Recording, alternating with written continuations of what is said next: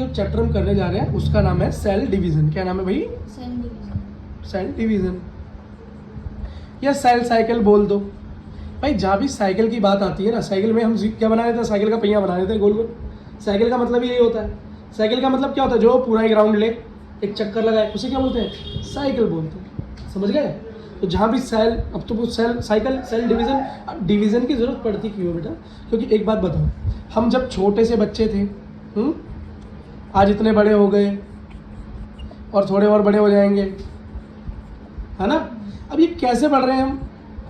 क्योंकि हमारी जो सेल है वो बढ़ रही है, उसमें ग्रोथ हो रही है, उसमें डिवीजन हो रहा है, तभी तो बेटा यहाँ से यहाँ तक पहुँच गए।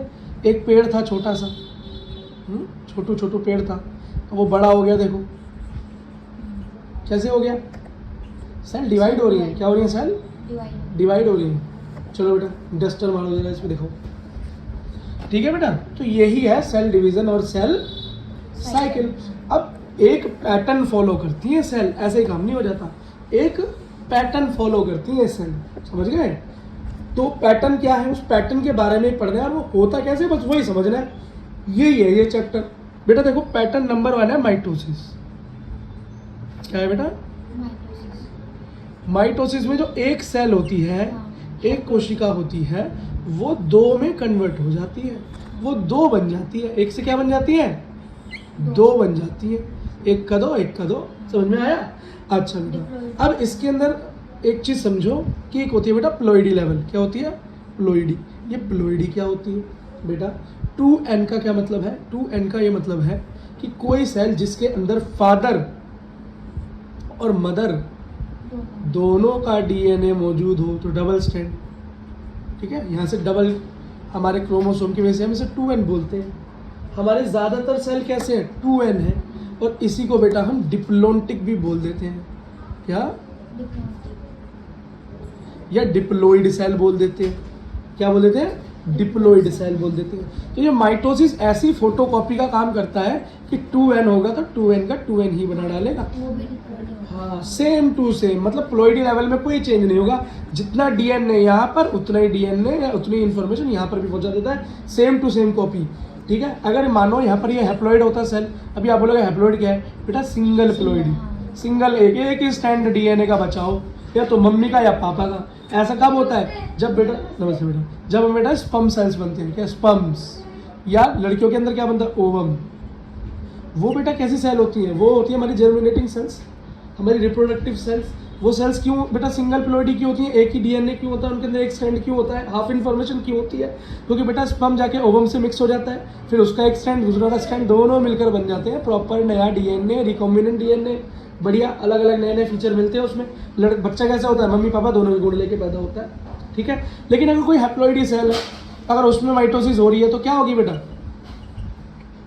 उसकी प्लोइडी वही रहेगी। पर ऐसा केस आपको देखने को बहुत ही कम मिलेगा, पर मिलेगा जरूर। ठीक है, अब बेटा तो इतनी बात समझ में आ गई।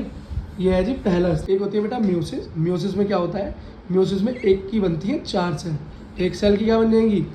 4। वहाँ माइटोसिस में एक की बन रही थी 2। ठीक है, अब एक बात याद रखना बेटा, यहाँ पर अगर हमारा डिप्लॉइड सेल है तो यहाँ पर जो लास्ट में ये 4 बनेंगे, ये सब हैप्लॉइड होंगे।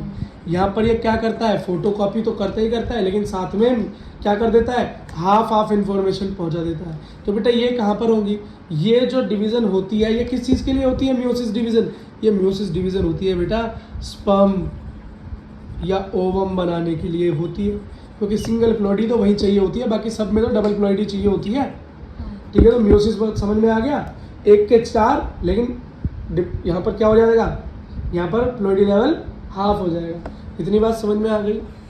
अब बेटा इसके बाद हमें एक चीज़ और देखनी चाहिए, हमें कुछ और समझने की ज़रूरत है। इसके लिए बेटा हमें पिछले चैप्टर में डाइव मारनी पड़ेगी। थोड़ा सा बेटा वीडियो लेंथी हो सकता है, लेकिन प्यार से देखोगे तो एक ही बार देखना पड़ेगा और बाद में कोई वीडियो नहीं देखना पड़ेगा। ऐसा नहीं होगा डाउट क्लियर करने के लिए 10 जगह भाग रहे हो। एक बारी में काम हो जाएगा। क्रोमोसोम का स्ट्रक्चर देखना पड़ेगा। क्रोमोसोम का स्ट्रक्चर ढंग से देखो बेटा। ये क्रोमोसोम जो आपको दिखाई दे रहा है, ये पता है क्या है बेटा? सबसे पहले हमारे डीएनए, हमारा जो न्यूक्लियस है, मैं दिखा रहा हूँ तुम्हें बेटा। ये देखो बोर्ड पे ध्यान देना। अभी वीडियो में पहली बार बोर्ड आ रहा है बेटा। इससे पहले मैथ्स के में देखो, ये सेल है, इस सेल के बीच में न्यूक्लियस है, समझ में आ गया। इस न्यूक्लियस के अंदर हमारे डीएनए जेनेटिक इन्फॉर्मेशन है, थ्रेड की लंबी लंबी फॉर्म्स में पड़ी हुई है, ये पड़ा हुआ इस ये बेटा इधर उधर पड़ा हुआ है बहुत सारा मंजे की तरह, जैसे मांझा पड़ा होता है, धागा पड़ा होता है खुला, इसको क्या बोलते हैं, क्रोमेटिन। क्या बोलते हैं, क्रोमेटिन। ये बात ध्यान है। फ्लेमिंग सबसे पहले देखा था इसको स्टेन करके, है ना। क्यों, ये कंडेंस फॉर्म नहीं होती ना, दिखाई नहीं देता माइक्रोस्कोप में, इसलिए इसको क्या करना, स्टेनिंग करनी पड़ी। हाँ, डाई से स्टेन करनी, क्रोमेटिन। अब ये क्रोमेटिन फाइबर धीरे धीरे जब बेटा इस सेल में डिवीजन होता है ना, तो डिवीजन जब होगा, आपको पता है जब सेल बटेगी तो डीएनए का बंटवारा भी होगा। तो जब डीएनए का बंटवारा होता है तो ये क्या होता है, धीरे धीरे कंडेंस फॉर्म में आने लगता है। जैसे आप मांझा लपेटते हो, आप मांझा लपेटते हो, जब बेटा धागा पड़ा है मांझा लपेटोगे, कैसे लपटता है, ऐसे तो लपटता है, ऐसे लपेटते हो ना मांझे को, लपेटते चले गए, समझ गए। तो जैसे ये मांझा लपटने लगता है ना, ठीक है, ये जो लपटा है मांझा, उसी फॉर्म में ये लपट कर बेटा कंडेंस होने लगता है। क्या होने लगता है, कंडेंस होने लगता है, साथ में होने लगता है, इकट्ठा होने लगता है। और जब ये इस फॉर्म में पहुंच जाता है ना बेटा, तो यही बन जाता है हमारा क्रोमोसोम। देखो बेटा वो स्ट्रक्चर मिलना मैच हो रहा नहीं हो रहा, ये देखो, है ना, समझ में आया। तो पतंग उड़ाना भी ज़रूरी है लाइफ में, क्या पता पढ़ाई जुड़ जाए वहाँ से।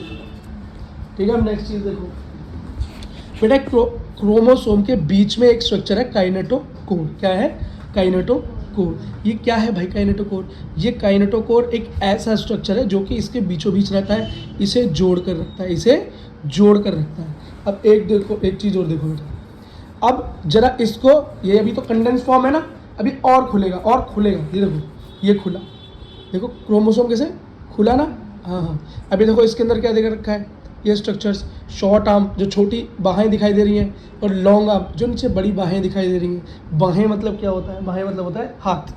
क्या होता है, हाथ, पूरी लेंथ, हाथों की पूरी लेंथ, बाजू कह सकते हो, है ना, खाली हाथ तो ये हुआ, बाजू कह सकते हो, हिंदी में ऐसे ही अपना हाथ तंग है। अगला देखो, इसके बीच में ये पॉइंट जो बन रहा है बेटा, इसे बोलते हैं सेंट्रोमियर। क्या बोलते हैं, सेंट्रोमियर। इतनी बात को ध्यान रखना। चलो बेटा, अब जरा एक्चुअल स्ट्रक्चर की तरफ चलते हैं, अब जरा चैप्टर की तरफ चलते हैं। अभी तक ये चैप्टर नहीं चल रहा था क्या, चल तो चैप्टर ही रहा था, लेकिन अभी तो चैप्टर की लाइन बाय लाइन नहीं चल रही थी, अब जरा लाइन बाय लाइन पे पहुंच जाते हैं, है ना बेटा। अभी तक तो हम क्या कर रहे थे, अभी तक मैं तुम्हारा बेस बना रहा था। क्या बेस बनाना क्यों जरूरी है, ताकि बाद में बेइज्जती ना हो। क्या, बाद में बेइज्जती नहीं होगी, जिसका बेस बढ़िया होगा, इसलिए बेस बनाओ, ठीक है।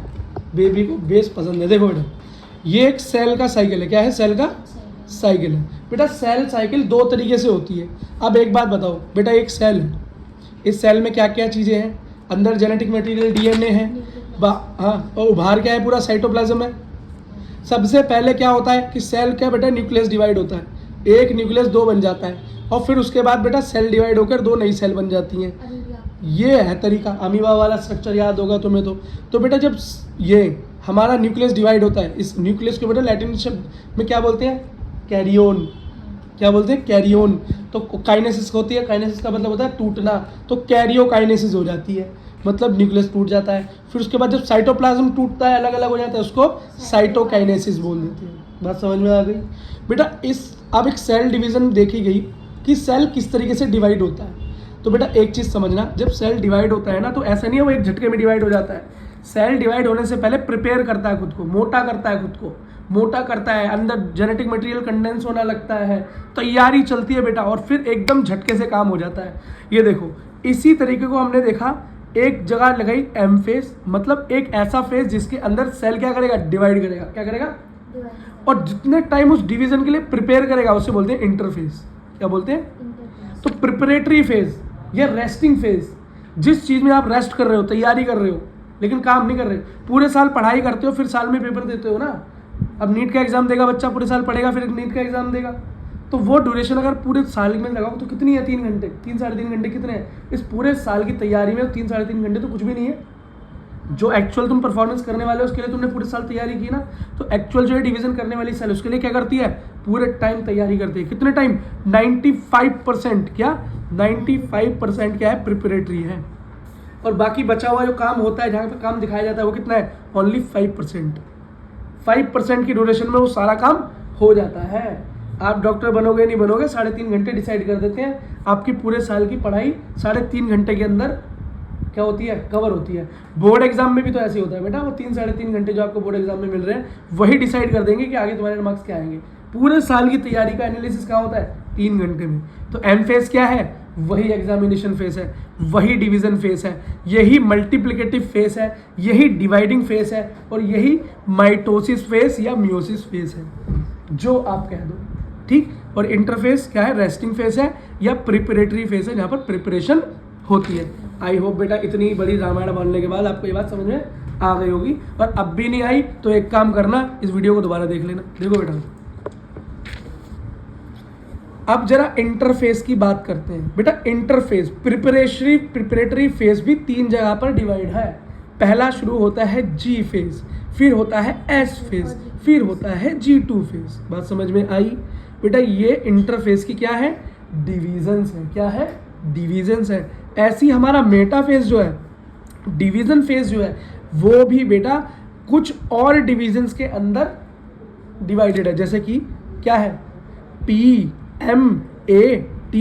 P met. अब बोलोगे भैया पी मेट क्या है, मैंने बोला पी मेट के तरीके से ही आपको याद करना है। कैसे याद करोगे, मेटाफेज के डिविजन्स को कैसे याद करोगे, पी मेट। अब ये पी मेट क्या है, prophase, metaphase, anaphase and telophase. तो पी मेट।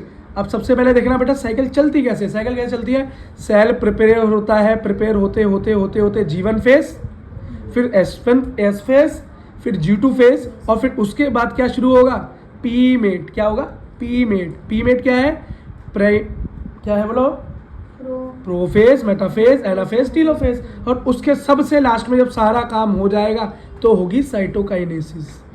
मतलब आपको ये बात तो समझ में आ गई होगी कि पी मेट का मतलब है न्यूक्लियस डिवीजन, कैरियोकाइनेसिस, और बाकी साइटोकाइनेसिस। और टोटल बड़ा टाइम किस में जा रहा है, G1 फेज, एस फेज और G2 फेज। यहाँ पर क्या हो रही है, प्रिपरेशन हो रही है। क्या हो रही है, प्रिपरेशन। तो ये कैसी मोशन है, क्लॉकवाइज मोशन है। इस बात को हमेशा क्या रखोगे, ध्यान रखोगे। कैसे रखोगे, ध्यान रखोगे। ऐसे ध्यान रखना जैसे अरिजीत सिंह का गाना याद रखते हो ना, कौन सा गाना, मुझे भुला दिया, अच्छा वो तो गाना किसी और का है यार, भूल गया। ऐसे ही अरिजीत सिंह के बहुत गाने हैं, चलो वो बाद में गाना कमेंट में लिख देना जिसको याद आ जाए, है ना। देखो बेटा इंटरफेस की बात करें तो इंटरफेस का डिवीजन क्या बताया मैंने आपको, G1 phase, S phase, G2 phase. ये G1 फेज जो है ना, इस G1 फेज के अंदर ही सेल अपने ऑर्गेनेल्स का क्या कर रहा है, डुप्लीकेट बना लेता है। सेल ऑर्गेनेल्स क्या बताए थे मैंने आपको, mitochondria, Golgi body, vacuole, lysosome, RER और क्या, स्मूथ एंडोप्लाज्मिक रेटिकुलम। ये सब क्या है, ये सेल ऑर्गेनेल्स हैं। ये क्या होते हैं, ये बेटा डबल हो जाते हैं। G1 फेज में क्या हो जाते हैं, डबल हो जाते हैं। सेल मेटाबॉलिकली क्या हो जाता है, एक्टिव हो जाता है, तैयार हो जाता है। अब क्या है, तैयारी शुरू हो गई है, गैस में गैस जल गई है, नीचे से पानी उबलने लगा है। क्या हो गया, सेल मेटाबॉलिकली क्या हो गई, एक्टिव हो गई। ठीक है। अब प्लॉइडी लेवल क्या है सेल का, हमारी मान लो 2n है। कितना है, 2n। तो बेटा ये 2C रहेगा। आप बोलोगे भैया ये 2n तो पता था, ये 2C क्या हो गया भैया, ये 2C का मतलब है, C का मतलब है कंटेंट। क्या, कंटेंट का मतलब क्या है भैया, कंटेंट का मतलब है सेल के अंदर जो भी सामान रखा हुआ है, सेल के अंदर जो भी सामान रखा हुआ है वो कैसा हो गया, डबल हो गया। डबल हो गया ना, कंटेंट क्या हो गया, दुगना हो गया। 2 हो गए माइटोकॉन्ड्रिया, 2 हो गए वैक्यूल, 2 हो गए RER, 2 हो गई गोल्जी बॉडीज। क्यों हो गई, अब डिवीजन होनी है ना, सामान इधर उधर होना है, डबल सामान खरीद लिया हमने। ठीक है। अगला देखो तो बेटा इस फेज को जो G1 फेज है इसको बोलते हैं पहला गैप। क्या बोलते हैं, फर्स्ट गैप। G1 को क्या बोलते हैं, फर्स्ट गैप। इस गैप के बाद बेटा आती है सिंथेसिस या एस फेज, सिंथेटिक फेज या सिंथेसिस फेज जिसे बोलते हैं। इसमें क्या होता है, नया DNA बनता है। अब बोलोगे क्यों भैया, पहले क्या DNA था नहीं और नया बनेगा, बेटा उसी DNA की कॉपी हो जाती है, उसी DNA की क्या हो जाती है, कॉपी हो जाती है। खुद देखो बेटा यहाँ DNA था, डबल स्टैंडर्ड था पहले, याद रखना 2n प्लॉइडी। अब ये क्या हो गया, डबल हो गया, कॉपी हो गया। तो जो नया बना है वो भी कैसा होगा, 2n ही होगा, 2n ही होगा। लेकिन सामान कितना हो गया, अब 4 गुना।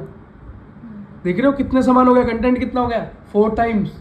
कितना, 2n कितना हो गया, 4 टाइम। तो सिंथेटिक फेज में कंटेंट क्या हो गया, 4 गुना। क्या हो गया, 4 गुना। दिखाई दे रहा है ना कैसे हो रहा है। अगला देखो बेटा, अब लास्ट वाला फेज जो है मेरा वो है G2 फेज, जिसे मैं कहता हूँ गैप 2, और मैं क्या कहता हूँ है ये गैप 2।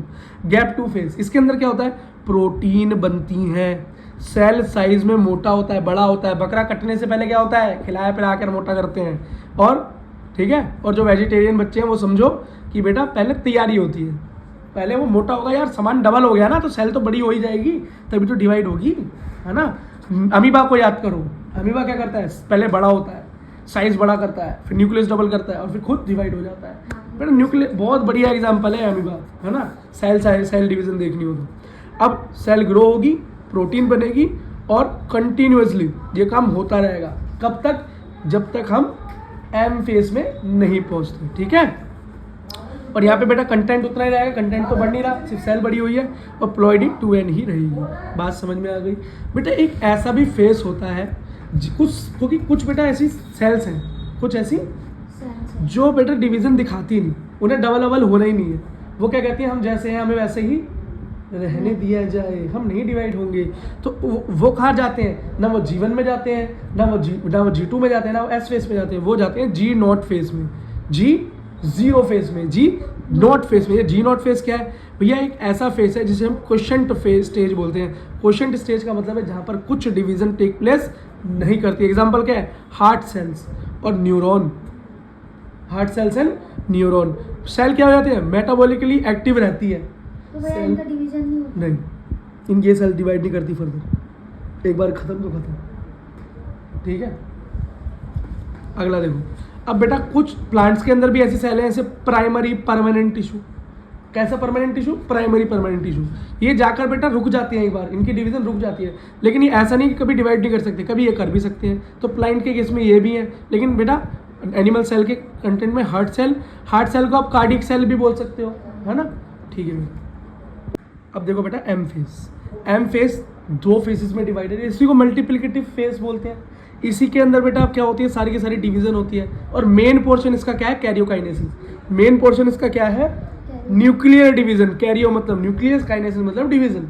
और बेटा छोटा पार्ट है इसका साइटोकाइनेसिस, मतलब साइटोप्लाज्म का डिवीजन। तो बेटा मेन पार्ट की तरफ बढ़ते हैं, फिर जरा साइटोप्लाज्म की तरफ जाएंगे। कैरियोकाइनेसिस जिसे हम न्यूक्लियर डिवीजन बोलते हैं, वो दो तरीके का होता है, एक होता है माइटोसिस और एक होता है म्यूसिस। माइटोसिस का मतलब है जब बेटा एक सेल 2 बन जाए, और म्यूसिस में एक सेल 4 सेल में डिवाइड हो जाए। लेकिन एक बात याद रखना कि प्लॉइडी बदल जाती है। माइटोसिस में 2n प्लॉइडी या डिप्लॉइड सेल डिप्लॉइड ही रहता है, वही का वही रहता है, सेम फोटोकॉपी। लेकिन म्यूसिस के अंदर प्लॉइडी बदल जाती है, 2n का होगा तो बेटा सिंगल n प्लॉइडी मिलेगी। फिर आप बोलोगे अच्छा भैया अगर सिंगल n में म्यूसिस कर दें हैप्लॉइड सेल में तो फिर तो यहाँ आधा n हो जाएगा। तो मैं आपको बता दूं आधे n जैसा कुछ भी नहीं होता, आधे n जैसा हाफ प्लॉइडी कभी नहीं होती, कभी होगी भी नहीं, ठीक है। तो इसका मतलब कब बोलोगे अच्छा भैया तो म्यूसिस के लिए हमको डिप्लॉइड सेल ही चाहिए, तो मैं बोलूँगा हाँ, ठीक है, बस बात कर रहा हूँ। अब जरा माइटोसिस के बारे में पढ़ते हैं। किसके बारे में पढ़ते हैं बेटा, माइटोसिस के बारे में। अब बेटा माइटोसिस देखिए, जो माइटोसिस है वो कितनी जगह डिवाइडेड है, 4 जगह डिवाइडेड है, 4 फेजेस में डिवाइडेड है, 4 सब फेजेस में डिवाइडेड है, ऐसा बोल सकते हो। पहला फेज क्या है बेटा, प्रोफेज, दूसरा मेटाफेज, फिर एनाफेज और टीलोफेज। कैसे याद करोगे इसको, पी मेट। कैसे याद करोगे इसको, पी मेट। इस तरीके से आप इसे याद रखोगे, ठीक है। अच्छा बेटा अब यहाँ पर देखो सेल का एक स्ट्रक्चर देखो, कहाँ पर आपको पता है बेटा, जब पहला फेज होता है इंटरफेज कैसे होता है, G1, फिर होता है S फेज और फिर होता है G2 फेज। बेटा G1 फेज के अंदर क्या होता है, DNA डबल हो जाता है, रेप्लिकेट हो जाता है, सेल मेटाबॉलिकली एक्टिव हो जाती है, डिवीजन होने के लिए क्या हो जाती है, तैयार हो जाती है, और सेल ऑर्गेनेल्स पे क्या हो जाते हैं, डबल हो जाते हैं। Mitochondria double, Golgi body double, lysosome double, ये सारी चीज़ें क्या हो जाती हैं, डबल हो जाती है। S फेज में क्या होता है भाई, S फेज में ये होता है, हाँ बेटा एक चीज़ गलत बता दी मैंने, डिवीजन यहाँ पर नहीं होता DNA का, सॉरी बेटा यहाँ होता है S फेज में, है ना। अरे हमें भी नशा हो गया भैया सुबह 5 बजे जगने का। देखो तो S फेज सिंथेटिक फेज के अंदर क्या होता है, DNA कॉपी हो जाता है, रेप्लिकेट होकर डबल हो जाता है। बाकी जितनी चीज़ें यहाँ डबल बताइए वही डबल होती है, ठीक है। अगला क्या है, G2 फेज। G2 फेज के अंदर सेल ग्रोथ होती है, सेल बड़ी होती है, सेल के अंदर प्रोटीन सिंथेसिस होता है, सेल का साइज बढ़ जाता है, ठीक। अब बेटा याद रखो, मैंने आपको सेल वाले जब आपको चैप्टर पढ़ाया था यूनिट ऑफ लाइफ, वहाँ पर आपको बेटा एक स्ट्रक्चर के बारे में बताया था। ये तो बीच में न्यूक्लियस है, ये आपकी सेल है, प्लाज्मा मेम्ब्रेन हो गई, अंदर न्यूक्लियर मेम्ब्रेन हो गई, ठीक है। यहाँ पर मैंने आपको दो आपको चीज़ें दिखाई दी, क्या है, सेंट्रियोल। क्या है, सेंट्रियोल के बारे में बताया था कि बेटा वो सेल डिवीजन में हेल्प करती है, स्पिंडल फाइबर की फॉर्मेशन करती है, है ना। तो अब आप देखना ये सेंट्रियोल किस तरीके से यहाँ पर काम करने वाले हैं। ये जो आपको सेंट्रियोल दिखाई दे रहे हैं उसकी मैंने स्ट्रक्चर क्या बताई थी कि एक दूसरे के 90 डिग्री रहते हैं ना। तो ये सेंट्रियोल देखना बेटा, ये 90 डिग्री है ना, इसी तरह से स्ट्रक्चर बना रखा है मैंने। ये देखो एक दूसरे के 90 डिग्री, जिसको बेटा और इसके बारे में सुनना है। वैसे यहाँ पर तो इतना इनफ है कि सेंट्रियोल स्पिंडल फाइबर बनाता है और डिवीजन में मदद करता है, डिवीजन में मदद करता है। बाकी और ज़्यादा डिटेल में पढ़ना है तो हमारी सेल वाली वीडियो देख लेना, या सेंट्रियोल एसवीपी इंस्टीट्यूट डाल देना, आपको मिल जाएगी। ठीक, ये देखो बीच में क्या पड़ा हुआ है, देखो बीच में क्या पड़ा हुआ है, क्रोमेटिन फाइबर पड़ा हुआ है, क्रोमेटिन फाइबर पड़ा हुआ है। कैसा पड़ा हुआ है, ऐसे ही लूजली पड़ा हुआ है, लूजली पड़ा हुआ है न्यूक्लियस के अंदर। ठीक है, अब यहाँ से G2 फेज से कहाँ एंटर होते हैं हम, पी मेट में एंटर होते हैं, प्रोफेज, मेटाफेज, एनाफेज और टीलोफेज में एंटर होते हैं। और इनसे निकलकर फिर लास्ट में क्या होती है, हमारी साइटोकाइनेसिस होती है। यहाँ पर मेरा न्यूक्लियस डिवाइड होता है। और न्यूक्लियस क्या डिवाइड होता है भैया, न्यूक्लियस के अंदर का जेनेटिक मटेरियल डिवाइड होता है। अब सबसे पहले हम क्या देते हैं, प्रोफेज के बारे में पढ़ते हैं। क्या पढ़ते हैं बेटा, प्रोफेज के बारे में पढ़ते हैं। बेटा हमें पढ़ना है प्रोफेज। क्या पढ़ना है, प्रोफेज। प्रोफेज क्या है, हमारा एम फेज का मतलब माइटोसिस फेज का, डिवीजन फेज का सबसे पहला स्टेप है प्रोफेज। प्रोफेज में क्या होता है, प्रोफेज में ये होता है कि ये जो मेरे सेंट्रियोल हैं, क्या है, सेंट्रियोल है, ये धीरे धीरे पोल की तरफ मूव करने लगते हैं। पोल का है, इस जगह को पोल बोलते हैं, मतलब हमारी अर्थ के पोल क्या है, दोनों अलग अलग सेंटर, ये सेंटर की तरफ मूव करने लगते हैं सेंट्रियोल्स। जब ये यहाँ पर पहुँचते हैं और ये न्यूक्लियर की जो मेम्ब्रेन है, न्यूक्लियर मेम्ब्रेन, ये धीरे धीरे डिग्रेड होने लगती है। और जो हमारे जो बेटा अंदर क्रोमेटिन फाइबर पड़े हुए थे, अब देखो इधर उधर पड़े हुए थे, अब ये धीरे धीरे कंडेंस फॉर्म में सुलझने लगे हैं। क्या, धीरे धीरे सुलझने लगा हूँ मैं, है ना, सुलझने लगे हैं। अब बेटा धीरे धीरे इसकी ये होती है स्टार्टिंग फेज। अब जब प्रोफेज एंड तक पहुँचता है, बिल्कुल एंड फेज पर पहुँच जाता है, तो वहाँ पर क्या कंडीशन आपको देखने को मिलती है कि हमारे सेंट्रियोल पोल पर पहुँच चुके हैं, वहाँ से कुछ धागे जैसी स्ट्रक्चर्स निकल रही हैं, जिसे क्या बोलते हैं, स्पिंडल फाइबर्स। क्या बोलते हैं, ओके। देखो बेटा, अब यहाँ पर आपके जो ये क्रोमेटिन फाइबर थे, जो अब सुलझने लगे थे, काफ़ी सुलझ के कंडेंस फॉर्म में आने लगे हैं। देखो दिख गए ना, कुछ कुछ क्रोमोसोम सा दिखाई दे रहा है ना, कुछ कुछ क्रोमोसोम जैसा दिखाई दे रहा है। लेकिन अगले फेज में और ज़्यादा क्लियर नज़र आएगा। लेकिन इस फेज में कहानी यहीं तक है, यहीं तक याद रखनी है आपको कि ये काम होता है। क्या क्या हुआ, सेंट्रियोल मूव हुआ, पोल्स में पहुँच गया, ठीक है, स्पिंडल फाइबर बन गए, धागे जैसी स्ट्रक्चर निकलने लगी, क्रोमेटिन स्टार्ट टू डिस्टेंगल, डिस्टेंगलिंग हो गई, ठीक है, डिस्टेंगलिंग हो रही है, धीरे धीरे कंडेंसेशन में पहुंच गया, न्यूक्लियर मेम्ब्रेन डिग्रेड हो गई जी, बिल्कुल डिग्रेड हो गई, न्यूक्लियर मेम्ब्रेन नजर आ रही है। अब कुछ नहीं बचा हमारे बीच में बाकी, आओ मिल चले हम, ऐसा कुछ सीन हो गया यहाँ पे। पता नहीं कौन सा गाना बोल दिया मैंने। देखो अगला, देखो बेटा अगला पढ़ना है हमें मेटाफेज। अब बेटा नेक्स्ट स्टेप है हमारा मेटाफेज। क्या है बेटा, मेटाफेज। अब मेटाफेज में क्या होगा, हमारे स्पिंडल फाइबर्स अटैच हो जाएंगे क्रोमोसोम से। किससे, क्रोमोसोम से। और आपको मैंने क्या बताया था कि क्रोमोसोम के सेंटर में बेटा क्या होता है, सेंट्रोमियर होता है, और जिसके अंदर एक प्लेट जैसा स्ट्रक्चर होता है, जिसको हम बोलते हैं काइनेटोकोर। क्या बोलते हैं, काइनेटोकोर। काइनेटोकोर आपने अपनी पिक्चर, अपनी बुक में देखोगे तो इतना बढ़िया फिगर बना हुआ है, आप भी देख के शर्मा जाओगे।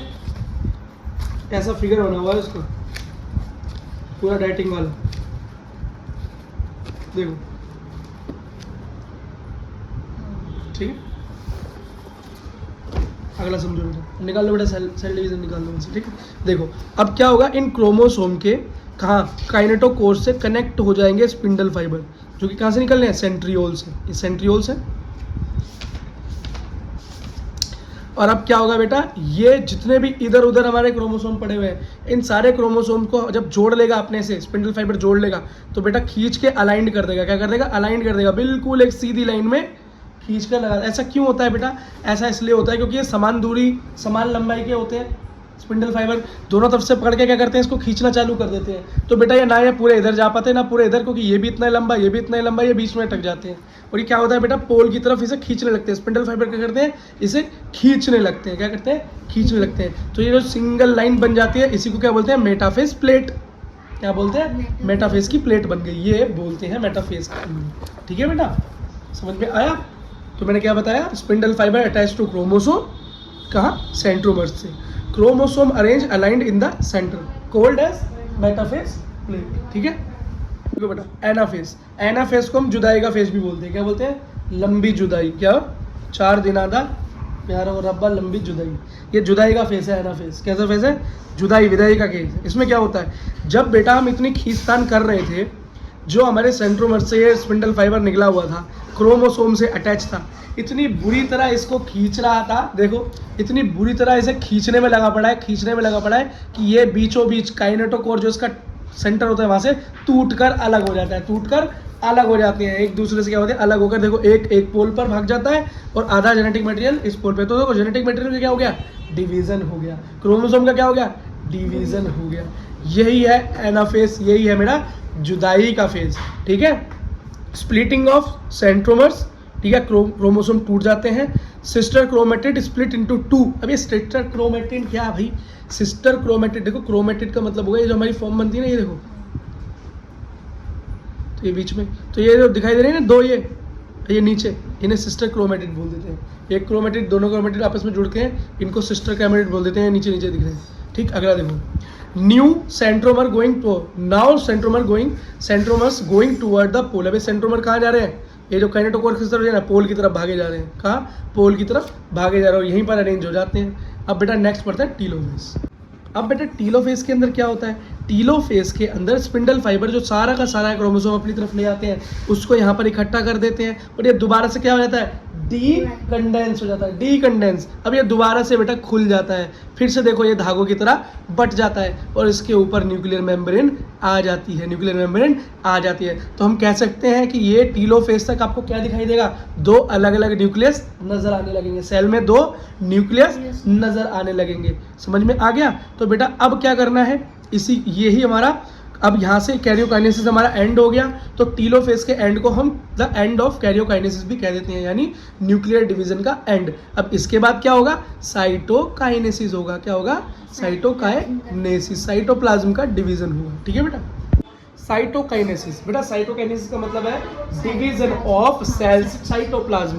बेटा सबसे पहले हम प्लांट सेल का एग्जांपल देते हैं, क्या देता है, प्लांट सेल का एग्जांपल लेते हैं। प्लांट सेल में सबसे आउटर मोस्ट सेल को हम क्या बोलते हैं, सेल वॉल। सेल वॉल के ऊपर एक कवरिंग होती है, उस कवरिंग को बोलते हैं मिडल लैमिला, ठीक है, एक नया टर्म है ये, अब फिर पढ़ने को मिल रहा है, पहले नहीं था।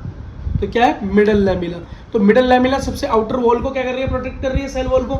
अब उस सेल वॉल के नीचे क्या होती है, nuclear membrane, sorry plasma membrane होती है, प्लाज्मा झिल्ली होती है ना। अब देखो बेटा, अब यहाँ पर जब मेरा लास्ट क्या हुआ था, टीलोफेज, टीलोफेज में मेरा न्यूक्लियस क्या हो गया था, 2 न्यूक्लियस तैयार हो गए थे। अब साइटोकाइनेसिस होनी थी, तो बेटा साइटोकाइनेसिस इतनी आसान नहीं होती, क्योंकि सेल वॉल क्या है, बहुत रिजिड स्ट्रक्चर है, बहुत ही रिजिड है, बहुत ही मजबूत स्ट्रक्चर है, ऐसी अलग नहीं हो सकता। तो बेटा उसके अंदर क्या करेंगे, उसके लिए ये जो मिडल लैमिला है, ये पता क्या करती है, ये मिडल लैमिला ही इस काम को परफॉर्म करती है। लेकिन इसको किसी की जरूरत पड़ती है, जिस चीज़ की इसे जरूरत पड़ती है, इस सेल को डिवाइड करने में, इस सेल का काइनेसिस करवाने में, इस साइटोप्लाज्म का काइनेसिस करवाने में, वो होते हैं बेटा ट्यूबुलिन प्रोटीन। कौन होते हैं, ट्यूबुलिन प्रोटीन। बहुत इंपॉर्टेंट, नीट के लिए इंपॉर्टेंट, आपसे पूछेंगे साइटोकाइनेसिस में हेल्प करने वाली प्रोटीन प्लांट सेल के लिए क्या है, ट्यूबुलिन प्रोटीन है। बेटा बीच में देखो ट्यूबुलिन प्रोटीन आ जाता है, ये ट्यूबुलिन प्रोटीन किसके साथ गैंग बनाता है, ये गैंग बनाता है गोल्जी एपरेटस के साथ, किसके साथ, गोल्जी बॉडी के साथ, ठीक है। गोल्जी बॉडी इसको सामान प्रोवाइड करता रहता है, ये प्रोटीन बनाता रहता है, वो पैकिंग करता रहता है, उसका काम तो पैकिंग का है ना। यहाँ से बेटा क्या बनना शुरू होती है, सबसे पहली लेयर बनाता है, क्या बनाता है, ये बनाता है मिडल लैमिला। सबसे पहले मिडल लैमिला बनाता है और सीधा मिडल लैमिला से जोड़ देता है, ठीक। कौन बनाता है, ट्यूबुलर प्रोटीन, बीचों बीच से। फिर सेकंड लेयर बनाता है, क्या बनाता है, न्यूक्लियर, सॉरी सेकंड बनाता है ये प्लाज्मा मेम्ब्रेन। फिर थर्ड नई लेयर बनाता है ये सेल वॉल, मतलब जो लेयर बाहर है वही लेयर यहाँ अंदर बनाने लगता है। और लास्ट लेयर बनाता है न्यूक्लियर मेम्ब्रेन, और जो कि कंटिन्यूस होती है इस तरीके से ऊपर की तरफ, ठीक है। ये देखो बन गई। और खुद देखो, अब इधर बेटा एक न्यूक्लियस अलग, यहाँ एक न्यूक्लियस अलग, इसका साइटोप्लाज्म अलग, इसका साइटोप्लाज्म अलग, और धीरे धीरे ये सारी चीज़ें आपस में मिल जाती हैं और ये दोनों सेल हटाक से अलग हो जाती हैं। और देखो इस सेल के पास भी क्या बन गया अपना, मिडल लैमिला ऐसे, सेल वॉल ऐसे, प्लाज्मा मेम्ब्रेन ऐसे और न्यूक्लियर मेम्ब्रेन भी हो गई, बात खत्म, ऐसी नीचे। तो ये होता है बेटा तरीका, समझ गए। ट्यूबुलिन प्रोटीन गोल्जी बॉडीज के साथ क्या फॉर्म करते हैं, middle lamella, cell wall, plasma membrane, और इसी को बोलते हैं सेल प्लेट। ये जो बहुत सारी नई नई वॉल बनती है ना, इसको सेल प्लेट भी बोल देते हैं। तो बेटा इसको क्या बोलते हैं, cytokinesis in plant cell. Animal cell में इतनी दिक्कत नहीं है, क्यों, या एनिमल सेल में इतनी सारी वॉल्स ही नहीं है, वहाँ पर तो सीधी प्लाज्मा मेम्ब्रेन है ना, सेल मेम्ब्रेन प्लाज्मा मेम्ब्रेन ही है, 2 न्यूक्लियस है। तो बेटा यहाँ पे भी एक प्रोटीन है जो कि हेल्प करती है। यहाँ पर कौन सी प्रोटीन है, यहाँ पर है बेटा जो प्रोटीन वो है एक्टिन प्रोटीन। क्या, एक्टिन प्रोटीन। एक्टिन प्रोटीन क्या करती है, बड़ी एक्टिवली एक रिंग बनाती है। क्या बनाती है, एक रिंग बनाती है सेल के बीचों बीच, दोनों न्यूक्लियस के बीचों बीच। और अब इस रिंग से क्या करती है, रिंग जोड़ के ये अंदर की तरफ क्या होने लगती है, रिड्यूस होने लगती है, जुड़ने लगती है। और ये क्या होता है बेटा, ऐसे से रिड्यूस होकर 2 अलग सेल में डिवाइड हो जाता है। देखो कितना सारा है, इसके लिए हेल्प कौन करता है, एक्टिन प्रोटीन। कौन, एक्टिन, हाँ ठीक है। और बेटा इसी को क्या बोलते हैं, रिंग फॉर्मेशन। ये रिंग फॉर्मेशन हो गई, और इसी रिंग को क्या बोलते हैं, माइक्रोफिलामेंट भी बोल देते हैं। या बेटा एक और, इसको बोलते हैं स्क्वीजिंग इनसाइड, कि स्क्वीज हो गया ना अंदर की तरफ। इस बेटा इस तरीके को फूरो मेथड भी बोलते हैं। क्या बोलते हैं, फूरो मेथड बोलते हैं। क्या बोलते हैं, फूरो मेथड बोलते हैं। बेटा इसी के साथ आपका साइटोकाइनेसिस खत्म।